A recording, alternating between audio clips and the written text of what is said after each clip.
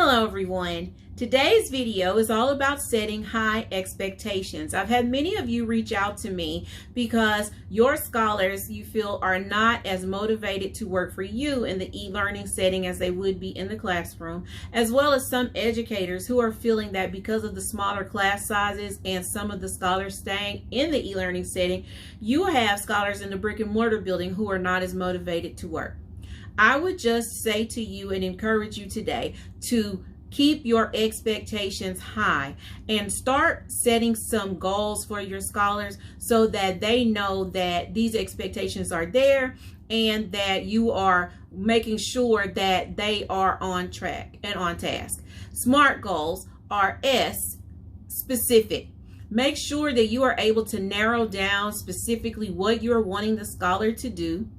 And that way you can plan strategically for what it is. You can make it engaging and you can make it exciting for them. A lot of this material, again, is new. And so we want them to be excited about what they're learning so that they do retain what's going on.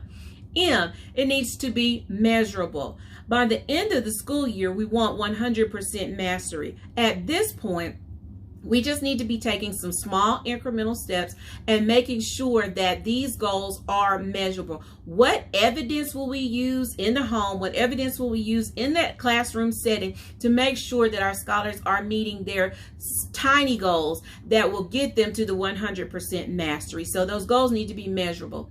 They need to be A, achievable. Start where your scholar is. A lot of you are struggling, parents, because you feel that your scholar is in a grade level and they should be functioning on that grade level. Again, they may have some gaps in their learning. They may have some things, especially with the individual education plans and the 504s and some of the accommodations and modifications that have been made for them. They may be working at a lower grade level. That is okay. We want to make sure that they can achieve these goals so that they feel that experience of mastery as something to build their self-efficacy. So it is okay for them to be working on the grade level work that they're working on during those small group times so that they can feel that experience of having mastered something. R, it needs to be relevant. A lot of times, even in the school setting, we set I can statements where we acknowledge to the scholar that by the end of this lesson, you will be able to do this. And we write an I can statement on that board that says, I can read on grade level. Well, that may be true, but why do I need to? So I want to introduce you to the IOT. In order to. Why is this relevant? In order to divide up all of these cookies, I need to be able to multiply and divide.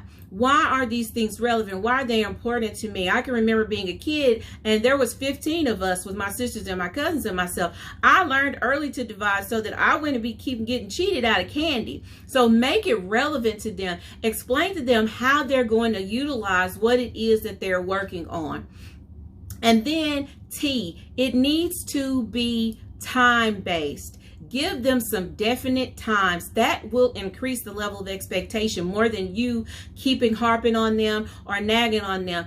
That date in itself says you have got to have this done. This is your time-based goal, and by this date, this needs to be accomplished. That in itself will be do a lot to raise the expectation. Now, I am all about self-efficacy in the classroom. What I believe is going to happen is what's going to happen. So you may have scholars who think that they can't achieve things, but if you encourage them and you say, yes, you can, then eventually they will believe it. If you say that they can't, then eventually, even if they could, they won't.